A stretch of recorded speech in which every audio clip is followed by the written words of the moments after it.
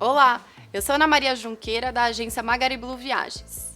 Uma das perguntas mais frequentes que eu recebo é como se iniciar no turismo, como começar a trabalhar nesse nicho e como abrir a sua própria agência de viagens. Eu já gravei um vídeo contando sobre as características que você deve buscar desenvolver mais para quem quer trabalhar na área. Mas no vídeo de hoje eu vou responder a pergunta que eu tanto recebo: como começar a minha própria agência de viagens?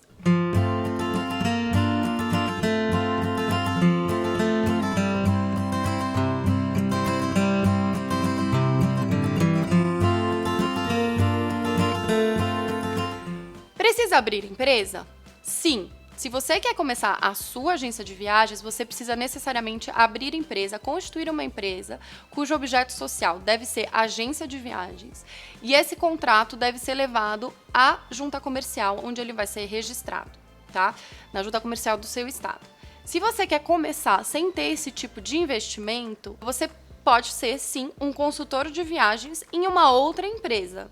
Mas aí não vai ser a sua agência de viagens, que é o tema do vídeo de hoje. Precisa ter algum cadastro específico? Sim, aqui no Brasil você precisa necessariamente ter o Cadastur, que é um cadastro emitido pelo Ministério do Turismo para empresas que trabalham nesse segmento, no qual vai estar lá escrito agência de viagens. Esse cadastro é gratuito e ele tem um prazo de validade, que também vai constar nesse certificado. Você, inclusive, recebe depois um aviso por e-mail um pouquinho antes do vencimento para que você renove. É super fácil, você faz pelo próprio site do Cadastur. Empresas maiores podem ter também outros cadastros que chamam, por exemplo, IATA, TIDS, que facilitam a reserva direta de passagens aéreas e de hotéis e, enfim, e outros serviços relacionados ao turismo.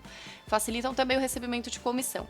Mas esse tipo de cadastro, ele é pago e não é barato. Então, para quem está começando, se não quiser ter esse investimento, pode tirar somente o Cadastur e contar com a ajuda de outros fornecedores para que você consiga receber a sua comissão das vendas. E como firmar parceria com essas empresas fornecedoras? As consolidadoras, as operadoras e outros tipos de empresas emissoras no turismo. Bom, isso é networking. Na verdade, para você se iniciar nisso, o que eu sugiro é conversar com alguém que já esteja na área, que você confie, em quem você se inspire e pedir algumas indicações, né? Alguns contatos e apresentações, e a partir daí você vai fazendo o seu próprio networking, você vai conhecendo depois empresas novas e você vai afunilando, depois de abrir um pouco o leque, você vai vendo com quem você gosta realmente de trabalhar por uma série de motivos, e aí você começa a criar essas relações e essas parcerias que são essenciais no turismo, tá? Só para você entender, para quem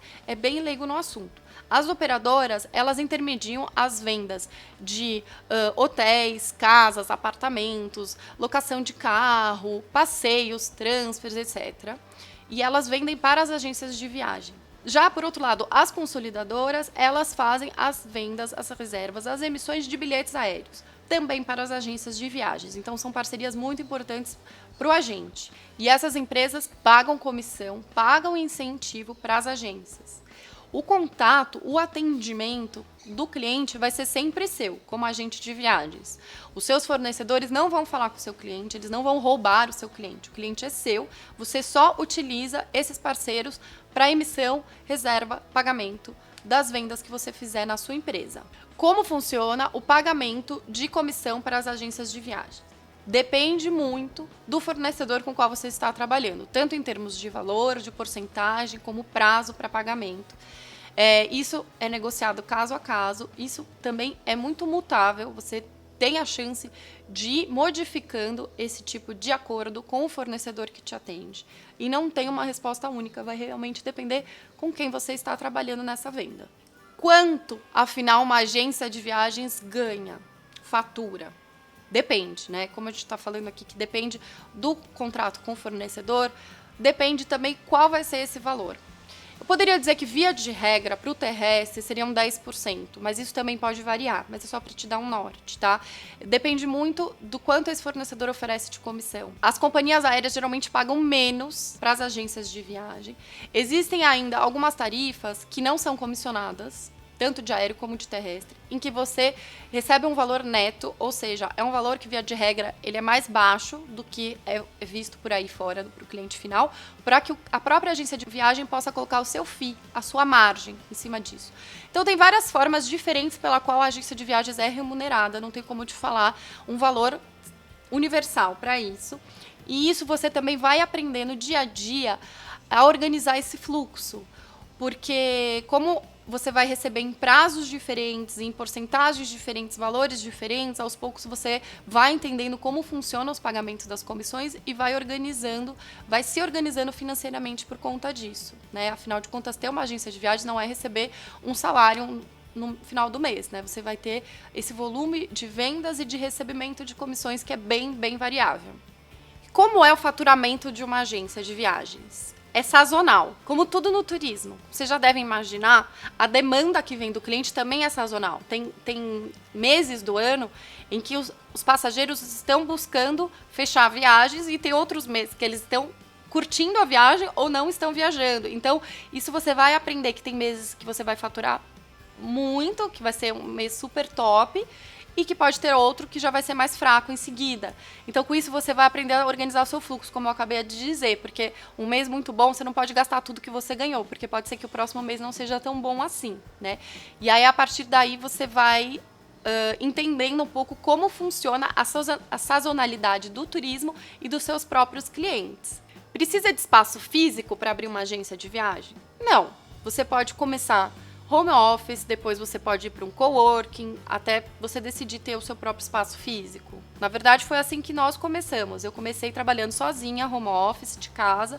Depois nós fomos para um coworking e hoje nós temos um conjunto alugado. É uma forma de você evitar uma despesa fixa desde o início das suas atividades. Você pode marcar reuniões em cafés, em restaurantes, você pode ir até o escritório dos fornecedores, dos seus clientes, até alugar uma sala pontualmente quando você precisar. E aí, quando você entender que você precisa de um espaço físico, enfim, por uma série de motivos, inclusive tem gente que se organiza melhor saindo de casa para trabalhar, você pode aí tomar esse passo, mas não é algo essencial que você precise ter para iniciar uma agência de viagens. Preciso comprar um sistema de vendas para cadastrar as vendas dos clientes? Existem, claro, esses sistemas, tá? Na Magariblue a gente já usa faz bastante tempo. E eles ajudam muito na organização das vendas, dos pagamentos a fazer, a receber, de comissões, os dados pessoais dos clientes. É essencial que você tenha uma organização com isso, um cuidado com isso quando você abre uma agência de viagens. Mas se você não quiser, no primeiro momento, investir em um sistema, você pode, sim, trabalhar sem ele, mas a minha sugestão é planilhar tudo.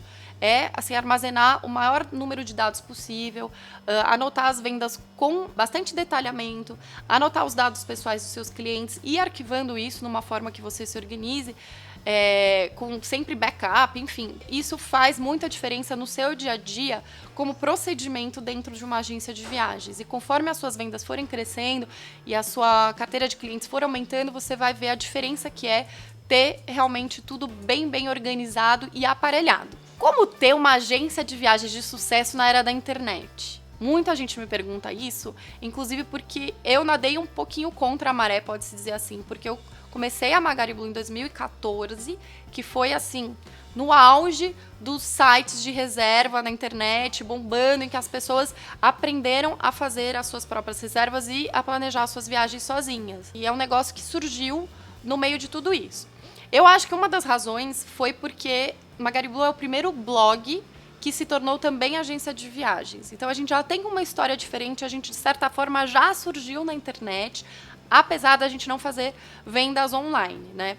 Mas a gente já tem esse perfil de conversar com o público, de postar conteúdo, né? Que é o que eu estou fazendo aqui agora. Isso, acredito que tem ajudado a gente a vir com um novo olhar para o turismo. E o que eu acho que hoje em dia, sejam as agências que estão começando agora ou as agências mais antigas, tem que ter em mente, na minha humilde opinião, é que o agente de viagens ele não pode ser mais simplesmente um agente emissor.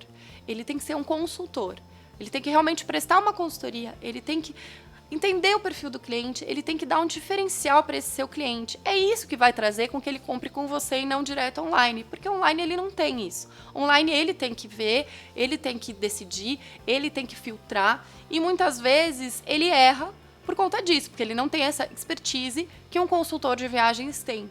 Então, a minha dica para quem está começando é buscar o seu nicho, entender qual é o diferencial que você consegue oferecer para os seus clientes, se especializar cada vez mais. Quem quiser assistir o vídeo que eu falei, eu vou colocar o link aqui de novo, em que eu coloco algumas qualidades, algumas características que o profissional no turismo tem que buscar apurar.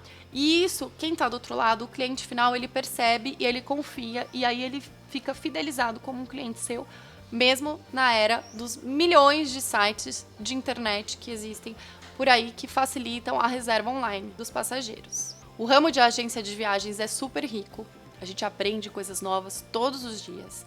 Eu sou uma novata nesse ramo, faz 6 anos que eu tenho agência e faz 9 anos que eu tenho blog.